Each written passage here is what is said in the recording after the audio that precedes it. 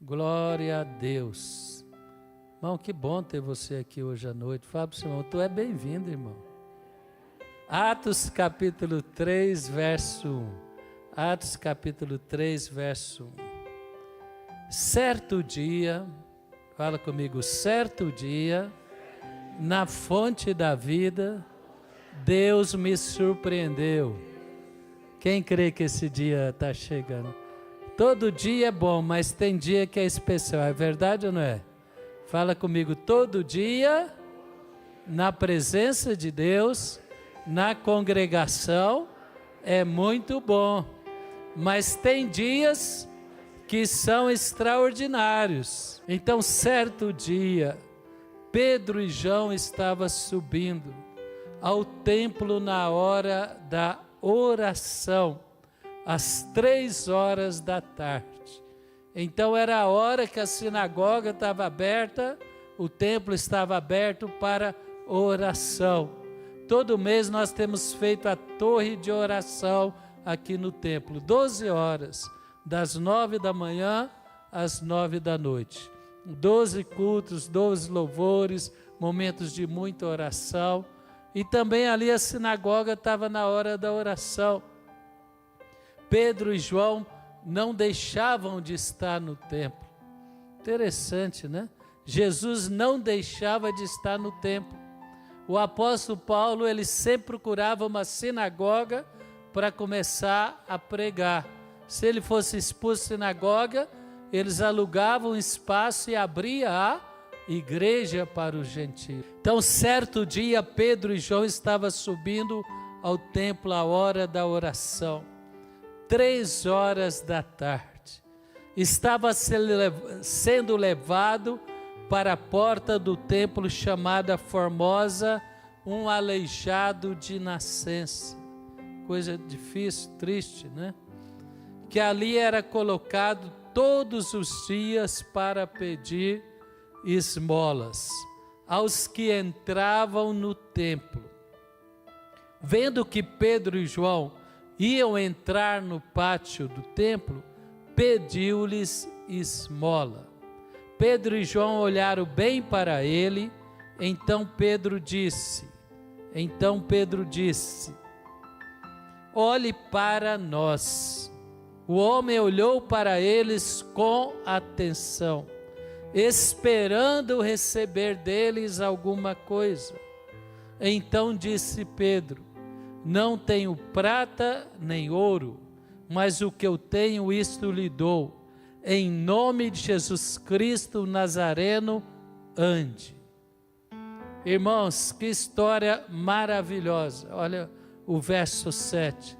Segurando-o pela mão direita, ajudou a levantar-se. E imediatamente os pés, os tornozelos do homem ficaram firmes. De um salto pôs-se em pé, começou a andar. Depois entrou com eles no pátio do templo, andando, saltando e louvando a Deus. Amém? Levanta as mãos comigo agora, fecha os olhos, fala, Senhor Deus, eu quero esta noite sair daqui fortalecido, os meus pés, meus artelhos, situações na vida que têm me levado a ficar longe das promessas que o Senhor tem para mim. Eu creio, meu Deus, hoje é o dia, esta noite, eu creio que eu vou sair daqui com uma experiência nova, fortalecido, em nome de Jesus. Primeira coisa, o que nós estamos esperando de Deus? Aquele homem, ele estava, como já tinha costume, talvez desde a infância, e mais na frente fala que ele tinha 40 anos, então desde a infância até o seu aniversário de 40 anos, ele estava vivendo de depender de outras pessoas. E ele estava no templo e a expectativa dele era migalhas, a expectativa dele era esmolas. Mas começou após a ressurreição de Cristo, quando o Espírito desceu e batizou os apóstolos, e a igreja começou uma revolução espiritual na sinagoga. Começou uma revolução espiritual no templo. E esta revolução espiritual, ela está viva até hoje. Até o mais cético dos céticos, do ateu, ele tem que reconhecer que Jesus Cristo é um fenômeno sobrenatural. Quem concorda comigo? Jesus Cristo, ele é um fenômeno. Para nós, ele é mais do que isso. Ele é o nosso Senhor, ele é o nosso Salvador. Mas como a vida de um carpinteiro que entregou a sua vida, morreu na cruz antes dos 34 anos de idade, pode influenciar milhares de pessoas na face da terra, mais de 2000 anos depois, irmão. E não tinha selfie, não tinha vídeo, não tinha como registrar nada. Que trouxe essa realidade? Foi esse poder que libertou aquele homem, que desde a infância até os 40 anos de idade, ele estava aprisionado, mas chegou o dia, chegou a hora em que o Espírito Santo, a palavra apostólica, veio sobre ele e quebrou aquele cativeiro na vida dele.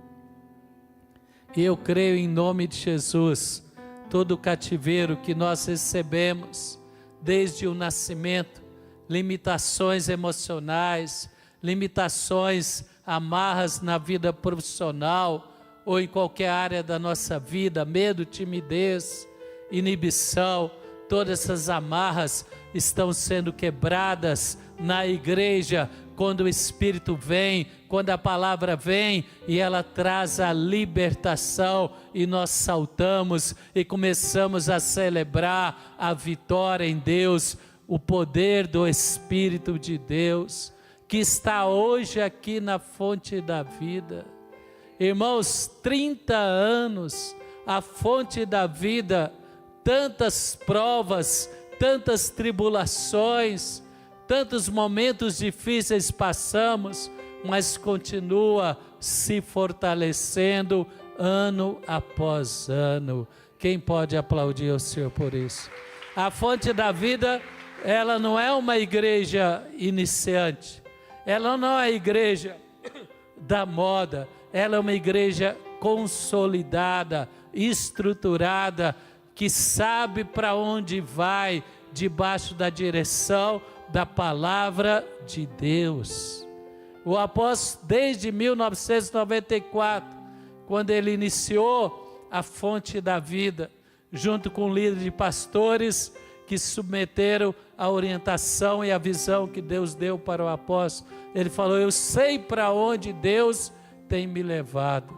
E graças a Deus, a fonte da vida, nesses 30 anos, ela está crescendo, ela está libertando, ela está restaurando casais, jovens, crianças que estavam machucados, que estavam amarrados por medo, temores, situações na vida que talvez ele nem tem culpa. Esse jovem nasceu assim, paralítico. Ele sonhava andar, ele sonhava ter uma vida plena, uma vida abundante, mas não podia. Mas aí, quando veio a palavra apostólica, quando veio o mover apostólico, quando Pedro e João chegaram naquele templo, a história dele mudou. Quem pode dizer, como eu encontrei Jesus, eu encontrei a fonte da vida e a minha história mudou e tem mudado? Quem pode dizer isso? Quantas vitórias nós já temos? Quantas vitórias teremos se nós aprendermos lições preciosas que temos aqui nesse texto? Primeiro, qual é a nossa expectativa? A nossa fé gera a nossa expectativa. A palavra que recebemos gera a nossa expectativa. A fonte da vida, através da Bíblia, textos bíblicos, promessas bíblicas, você entra no culto da fonte da vida e você recebe palavras que te desafiam a crescer. É verdade ou não é? Eu nunca vi na fonte da vida uma palavra que não fosse um desafio para superação em momentos de crise, para resiliência em momentos de provação, para fé no sobrenatural em momentos que os limites humanos chegaram. E o apóstolo Pedro e João, entrando no templo, eles começaram a despertar a fé daquele jovem, não tão jovem, já com 40 anos, né? Vendo Pedro e João ia entrar no templo, pediu-lhe uma esmola, pediu pouco. Fala para o seu irmão, não pede pouco, senão você vai levar pouco. Pede muito. Quem quer pedir o melhor de Deus? Quem quer ver a palavra? Não é pedir pela vaidade, não é pedir pela ganância, não é pedir pelo desejo de vingança, é pedir a saúde, a prosperidade, a realização, para ser um instrumento de bênção para a sua família, para a sua descendência, para o seu próximo nesta geração. Quem quer ser um instrumento de bênção? Nós estamos orando para abrir mais igrejas no Brasil, e Deus tem levantado pessoas na vida profissional que podem ser um instrumento de bênção para patrocinar e ajudar a abertura dessas igrejas. Quem quer ser uma pessoa assim, que vai prosperar e não vai usar o dinheiro para vaidade, mas vai usar para investir na obra de Deus? Seus talentos, seus dons, suas habilidades, talvez estão aprisionadas pelo medo, pela timidez, por experiências passadas que te traumatizaram, mas a palavra que vem através de Deus, através da Bíblia, é você crer que Deus está te ungindo, e essa palavra vai te levar a superar estas dificuldades em nome de Jesus. Então Pedro e João, eles entraram e ele lhe pediu esmola. Pedro e João olharam bem para ele e Pedro disse: olhe para nós. Meu irmão, Pedro falou: olha, você está aqui, a sua expectativa no templo não está sendo aquilo que poderia ser. Hoje eu quero desafiar você a crer, Pedro estava falando, algo sobrenatural na sua vida.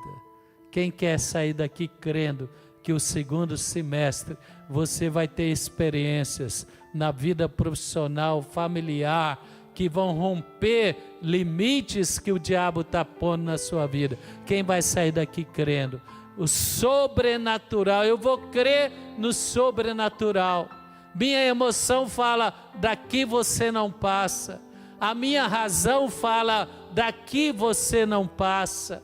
Meu irmão, mas o sobrenatural, os limites dele são as promessas da palavra. E quando você entra no culto, você ouve a pregação em cima das promessas da palavra. E essa pregação vai desafiar, e está desafiando eu e você a crer no sobrenatural. Quem vai crer no sobrenatural? Levanta as mãos e fala: grandes coisas, coisas maiores, coisas melhores que eu poderia imaginar, é o que Deus tem preparado para mim. E na sua igreja, aqui no templo, a sua palavra está desafiando para que eu creia, e eu vou tomar posse do sobrenatural. Quem pode aplaudir o Senhor por isso? Pedro e João falou: olhe para nós, olhe para a palavra que eu vou te dar, olhe que eu vou estender as mãos, olhe que eu vou te desafiar a crer no sobrenatural. O homem olhou para eles com atenção, esperando receber deles alguma coisa. Ele esperava receber, a palavra diz, esmola, mas ele ficou atento. Uma das maneiras do diabo de roubar o sobrenatural da nossa vida é roubar a palavra antes que ela desça para o nosso coração e ela incendeie o nosso espírito. A palavra vem pela mente, toca o coração, toca a alma, e o coração, a alma e a mente invocam o poder do Espírito. Quem entende o que eu estou falando? E Jesus falou: o semeador saiu a semear, parte da semente caiu à beira do caminho, mas antes que ela florescesse, as aves vieram e levaram a semente.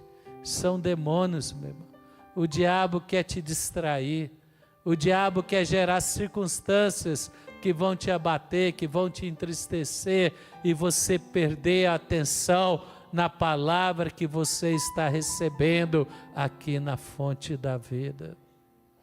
A palavra vai se cumprir na vida daquele que retém ela no seu coração. A promessa tem que ser declarada. A promessa restaura, vivifica a nossa fé.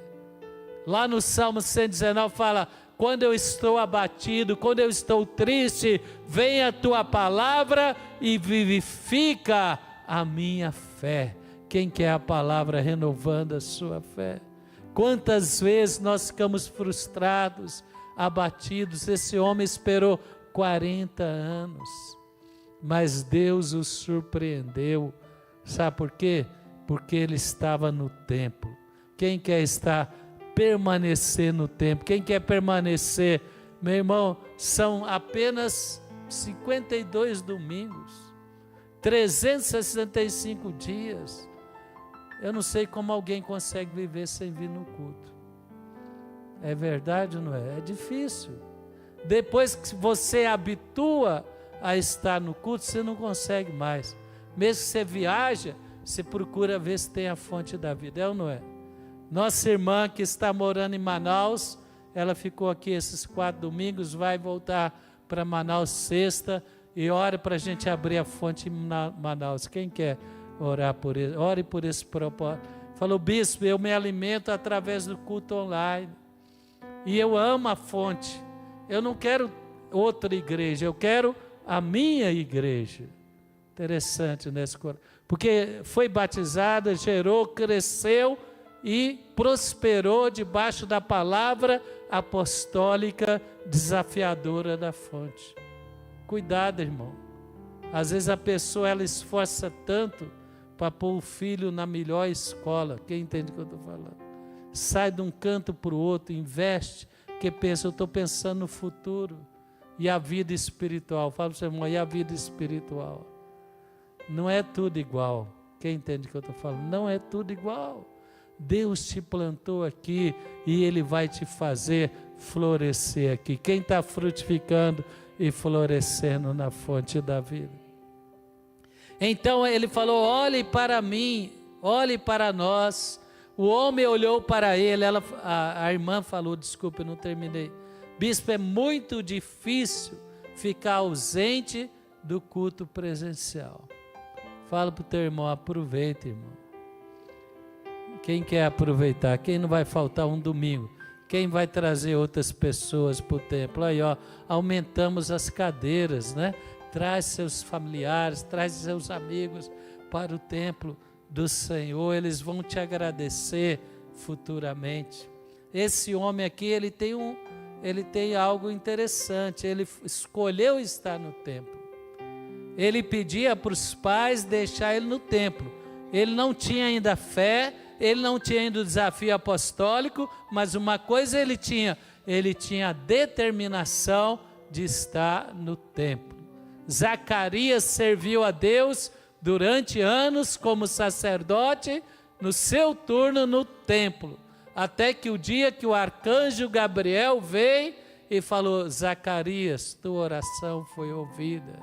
Fala comigo, tem o dia certo, tem a hora certa, e eu não quero faltar este dia. Quem não quer faltar, né? Lembra de Tomé? Eu não esqueço Tomé. Tomé faltou o culto pós-crucificação. Não vou no culto hoje não. E Jesus apareceu. E ele falou: se eu não tocar nas feridas dele, eu não vou crer. Aí no outro ele foi. Pela misericórdia de Deus, o Senhor apareceu de novo. Oh, meu irmão, essa determinação de estar aqui, é aqui que Deus vai liberar a palavra. É aqui que a palavra vai renovar seu ânimo, sua perseverança, sua fé. É aqui a palavra vai nos ensinar a pedir algo que nós não imaginamos, algo maior, algo além da nossa expectativa, que às vezes é tão pequena. Deus fala: não, aumenta aí a expectativa, eu acredito em você.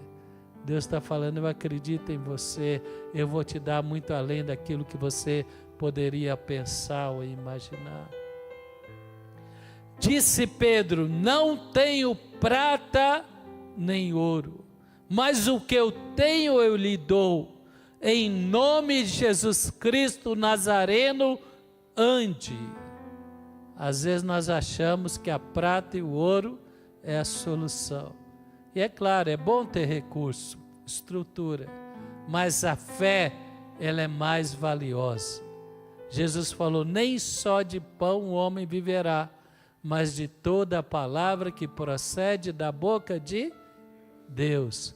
O diabo falou: manda que esta pedra se torne pão. Ele falou: não, nem só de pão o homem viverá. Eu vou crer e eu vou esperar a provisão de Deus. Não vou provar a Deus, colocar Deus à prova. E a palavra diz que quando Jesus venceu aquelas tentações, os anjos de Deus vieram e serviram ele. Quem crê que a sua mesa vai ser farta? Levanta as mãos e fala: eu declaro, assim como este jovem recebeu algo mais precioso que o ouro e a prata, eu creio que as promessas da palavra me levarão a alcançar e a superar as minhas expectativas naturais. Quem pode aplaudir o Senhor? Em nome de Jesus Nazareno, anda, segurando-o pela mão direita. Meu irmão, culto após culto, escola bíblica após escola bíblica, apacentamento, pequenos grupos, a igreja está estendendo a mão para nós. Quem entende o que eu estou falando? A conferência, a igreja está estendendo a mão para nós. Será um momento que o Espírito vai falar: levanta e supera essas dificuldades, levanta e vem para uma experiência nova, sobrenatural com Deus. Eu tenho visto a fidelidade de Deus, orações que eu fiz há 15 anos atrás, há 10 anos atrás, há 5 anos atrás. Tem algumas orações que nós temos feito, que estão se realizando depois de 10, 15, 20 anos. Mas há 15 anos atrás, há 20 anos atrás, parecia algo impossível, como era impossível para aquele paralítico andar. Quem entende o que eu estou falando? Parecia impossível, mas Deus está ouvindo, Deus está respondendo, Deus está atendendo a minha, a sua, a nossa oração. Já pensou, irmão? A próxima vez que você for na Suíça, quem quer passar as férias na Suíça?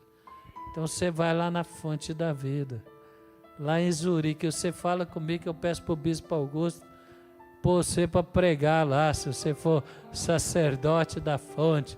Você não vai só comer o chocolate, você vai compartilhar a palavra lá. Quem crê nisso? Amém?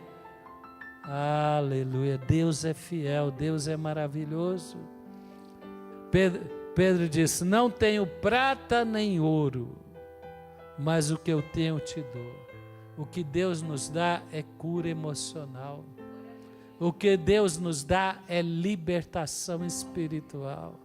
O que Deus nos dá é restaurar nossa mente, de uma mente derrotada para uma mente vencedora, de uma alma acostumada a mendigar e achar que não vai dar certo, que é com você, e você vai ter uma alma acostumada a falar: vai dar certo, porque Deus está comigo. Eu nunca gostei daquela lei que eles falam, a lei do Murphy, né? Que se o pão cair, vai cair com a manteiga para baixo. Primeiro, o seu pão não vai cair. Fala para o seu irmão: teu pão não vai cair. E se cair, não vai ser de manteiga para baixo. Quem crê nisso, né? É a lei do derrotado. Quem não quer essa lei do derrotado? Mas às vezes a nossa mente está acostumada. Quem sou eu, né? Davi falou: quem sou eu para casar com a filha do rei? Meu irmão, você é aquilo que você crê. E a palavra de Deus diz que você é filho de Deus. Quem pode dizer amém? Fala: eu sou tudo que a palavra declara sobre a minha vida. As limitações na minha mente, nas minhas emoções, não vão amarrar a minha vida, como aquele paralítico estava esmolando ali no templo. Em nome de Jesus, eu creio que Deus vai me levar a superar e vencer essas limitações. Aplaude ao Senhor. Irmão, e não é, isso não é conversa de coach e nem pensamento positivo. Coach, pensamento positivo é uma coisa. Eu sou pastor, sou pregador. Não é a palavra do Paulo, é a palavra de Deus. Quem pode aplaudir o Senhor por isso? Eu só estou liberando a palavra e Deus vai fazer a obra. Nada contra coach, nada contra livros de psicologia, é muito bom, mas são limitados. Agora a palavra de Deus é ilimitada. E o Espírito Santo que está te tocando agora vai te acompanhar de segunda até domingo que vem. Quem crê nisso? Jesus falou: estarei contigo todos os dias até o fim dos tempos. Amém? Deu um salto, ele pôs em pé, saiu andando, os pés e os tornozelos ficaram firmes. Ele talvez começou ali aprendendo pela primeira vez, porque ele nunca andou. Já pensou? Você já viu uma criança andando pela primeira vez? Ela sai cambaleando. Esse homem, ele começou assim, mas aí ele começou a sentir firmeza nos pés, nos artelhos, até que ele começou a saltar, e ele entrou no templo saltando. Meu irmão, você vai entrar por essa porta saltando, porque Deus está firmando sua vida profissional, sua vida emocional. Deus está restaurando a sua mente, as suas emoções. Deus está restaurando a sua família, e coisas que Deus vai fazer que vão te surpreender. Quando todo o povo viu ele andando, louvando a Deus, reconheceu que era o mesmo homem, o homem ilimitado, o mendigo da porta do templo, o aleijado que estava na porta do templo. Todos ficaram perplexos e muito admirados do que lhe tinha acontecido. Quando Jesus entra na nossa vida, os frutos aparecem. Quem pode dizer isso? Tem a sua vida antes de Cristo e depois de Cristo.